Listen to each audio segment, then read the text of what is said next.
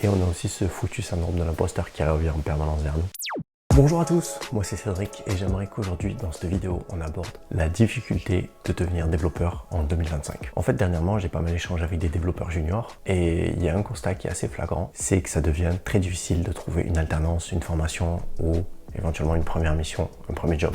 Entre les technos qui évoluent sans cesse, les frameworks à choisir ou à connaître, et on a aussi ce foutu syndrome de l'imposteur qui revient en permanence vers nous. Peu importe le nombre d'années, peu importe depuis combien de temps on fait ça, on a toujours ce syndrome de l'imposteur qui revient. Donc avec tout ça, il y a de quoi se sentir en fait perdu. Surtout quand on sort de formation ou surtout quand on manque d'expérience concrète sur le terrain. Et aujourd'hui, je te propose une roadmap qui va t'aider à faire le tri, à acquérir les bonnes compétences et à gagner du temps. Alors la première étape consisterait à s'attaquer au HTML sémantique. Voir toutes les balises de base, les balises comme head, body, P, A, UL, LI, image, etc. Ensuite, les balises qui sont un peu plus liées à une structure logique au niveau de l'HTML. Donc tout ce qui est header, main, section, nav. Et aussi, il faut s'attarder un tout petit peu sur toutes les bonnes pratiques liées à l'accessibilité, notamment avec les attributs ARIA. Ensuite, ce qui peut être bien, c'est de voir le box model. Là, on parle de CSS, tout ce qui est padding, border, toutes ces choses-là. Et être à l'aise avec tout ce qui est display, block, inline block. Alors, pour l'étape numéro 3, ce sera plus le positionnement CSS. Donc tout ce qui est position, être à l'aise avec tout ce qui est statique, relative, absolute, fixe, etc. Comment ça fonctionne, comment on peut les imbriquer. Être également à l'aise avec les Z-index pour comprendre cette notion d'empilage. Après, ce qui est aussi important, et on peut le mettre en position numéro 4, c'est Flexbox. Tout ce qui est layout moderne, on va dire. À savoir que pour tout ce qui est Flexbox, il y a pas mal de sites en ligne où via des jeux on peut apprendre, comme Flexbox Froggy ou Flexbox Défense. Après, en étape numéro 5, ce qui serait important, c'est de connaître aussi le responsive design. Comprendre les unités relatives, comme le pourcent EM, REM, VW ou VH. Prendre connaissance également des media queries et de l'approche mobile first. Et après, ce qui peut être cool, c'est d'essayer de s'entraîner, de reproduire certains composants de sites web ou carrément un pan entier de l'IHM, mais ça peut être un peu plus complexe. Mais juste des composants, déjà, ça peut être assez cool. D'essayer de faire du pixel perfect, de reproduire des animations, de reproduire la façon dont les composants sont présentés, sont affichés. Pour tout ce qui concerne HTML, CSS, au niveau des ressources, on a pas mal de choses. Il y a déjà la doc MDN, la doc officielle de Mozilla qui est assez vraiment complète, qui est vraiment cool. Il y a aussi W3 School, peut être assez sympa, notamment la partie quiz. Donc quand on vient à vouloir s'entraîner sur certaines choses, pour préparer les entretiens techniques par exemple, on peut aller sur W3 School pour faire des petits tests, des petits quiz. Et ensuite il y a les sites dont on a parlé juste avant, donc tout ce qui est Flexbox Froggy. Il y a aussi un site qui s'appelle Grid Garden, qui peut être assez cool pour apprendre le CSS Grid. Donc maintenant passons à notre étape numéro 2, qui est apprendre JavaScript pur et dur, sans framework autour en fait. Vraiment apprendre les bases. Le but ici c'est de comprendre comment fonctionne ce langage. Donc voici quelques sujets classés dans l'ordre pour faciliter la compréhension de JavaScript. Donc ce qu'on peut faire déjà en première étape, c'est apprendre les bases du langage. Tout ce qui est déclaration de variables, les types primitifs, string, number, boolean, etc. Voir aussi également les opérateurs. Ça c'est assez classique, il y a la différence entre un double égal et un triple égal. Comprendre aussi les conditions, même si les conditions if, else, etc. c'est à peu près les mêmes que dans les autres langages. Voir les boucles, les for, off, ça peut être assez sympa. Les while notamment, et après voir les syntaxes un peu modernes ES6 comme les fonctions fléchées par exemple. Ensuite en deuxième partie on peut s'attaquer aux structures de données, donc on peut regarder de plus près tout ce qui concerne les tableaux avec les push, les pop, les filters, s'intéresser à toutes ces méthodes là qui permettent d'intervenir sur les tableaux, de les modifier, de remplacer des éléments, d'en extraire des éléments, de filtrer. Ensuite on peut se concentrer sur les objets, les différentes méthodes qui sont relatives aux objets, donc tout ce qui est object keys par exemple. Ensuite, on peut s'intéresser à tout ce qui est portée, hoisting, donc voir ce qu'est le hoisting en lui-même, voir ce qu'est un scope, la différence entre portée globale et portée locale peut-être. Mais après, c'est sûr qu'en tant que junior, on peut pas trop creuser et avoir des connaissances étendues. Après, ce qui serait cool, c'est de se pencher sur les interactions avec le DOM, avoir juste quelques connaissances, savoir comment ça fonctionne, comment on l'utilise, et éventuellement à la manipulation du DOM. Il faudrait aussi s'intéresser à tout ce qui est événements utilisateurs, avec par exemple Add Event Listener, puis les événements eux-mêmes, les clics, les on key down, on key up, toutes ces choses-là, et être capable d'accéder aux infos d'un événement. Donc connaître event.target, event.key. Alors au niveau des ressources recommandées pour apprendre JavaScript pur, on a pas mal de choses. Il y a un site javascript.info qui est pas mal. Après il y a la doc Mozilla, la doc MDN, la doc officielle qui est vraiment complète aussi. Donc maintenant nous voilà à l'étape numéro 3, l'étape du framework, un framework moderne.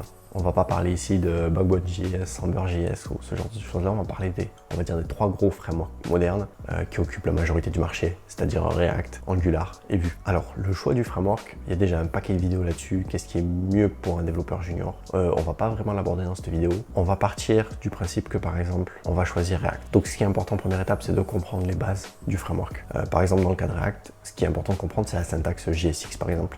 Comment ça fonctionne vraiment, on va dire, high level, sans vraiment vraiment rentrer dans les détails, mais juste comprendre comment fonctionne cette syntaxe. Comprendre les composants fonctionnels, les props qui permettent la transmission de données entre composants et la gestion d'un état local avec useState. Ensuite, on peut se pencher sur la gestion des effets et les cycles de vie avec useEffect. Comment exécuter du code au montage et au démontage d'un composant. Après, il faudra faire un tour du côté des requêtes API avec Fetch qui est supporté nativement. Donc, il faudrait s'entraîner et comprendre les principes autour de l'affichage conditionnel au niveau du chargement, des indicateurs de chargement, les erreurs, la donnée en elle-même, comment la gérer, comment la formater. Et puis, il faudrait également se pencher sur comment stocker les données qu'on reçoit de l'API dans un state. Ensuite, on peut faire un petit détour sur le routing. On va dire que c'est un bonus, mais ça peut être assez utile. Donc, voir vite fait React Router, la navigation entre les pages et par exemple le routing dynamique avec les paramètres du RL. Au niveau des ressources recommandées pour apprendre React, on a pas mal de choses.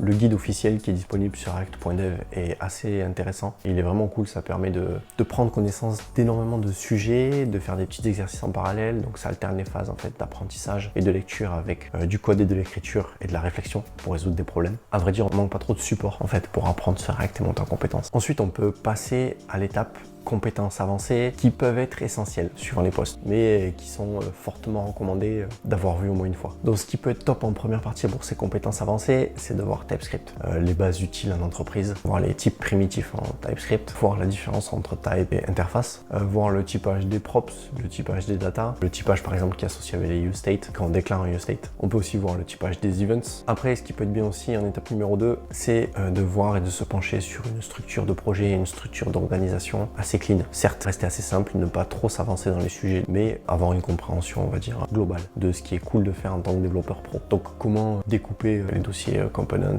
page, quelles conventions de nommage existent et lesquelles on peut croiser dans notre quotidien de dev. Donc, Pascal Case, Camel Case, etc. Peu importe en fait les équipes ou les projets que vous allez rejoindre. Toutes les équipes, tous les projets en général ont des conventions et c'est juste des choix. On décide d'appliquer telle convention, que ce soit pour le nommage, que ce soit pour la façon de faire du CSS, etc. C'est juste une question de s'habituer à la convention de l'équipe pour qu'on puisse tous coder de la même manière en fait. Donc il faut juste savoir qu'il y a ces conventions-là, les lire, en prendre connaissance et après le jour J, vous appliquerez quand il faudra la bonne convention. On peut aussi vite fait parler de l'importance de bien structurer un fichier, que les fichiers ne doivent pas être trop gros, essayer de séparer la logique UI de la logique business, essayer de penser en termes de fichiers réutilisables même si c'est pas obligatoire dans un premier temps parce que ça peut amener de la complexité parfois. Donc il vaut mieux des fois laisser de la duplication de code pour garder les choses simples. Ensuite, en numéro 3, il faudrait peut-être s'intéresser un peu au clean code, mais vraiment les bases, avoir des noms explicites, éviter le code mort, éviter les console logs, du moins en prod. De bien découper ses fonctions, que chaque fonction ait une seule responsabilité, découper les composants, faire attention un peu au formatage du code, toutes ces choses-là, toutes les bases, on va dire, du clean code. Après, on peut jeter un coup d'œil aussi au déploiement, comment ça se passe. Donc on n'est pas obligé de partir direct sur des déploiements via AWS, mais juste voir sur Vercel ou Heroku, voir un peu ce que ça donne, savoir par exemple comment on déploie, qu'est-ce qui se passe, comment on voit les logs, comment on y a accès, comment on peut analyser quand une erreur se en prod. Maintenant, passons à l'étape 5, qui est l'étape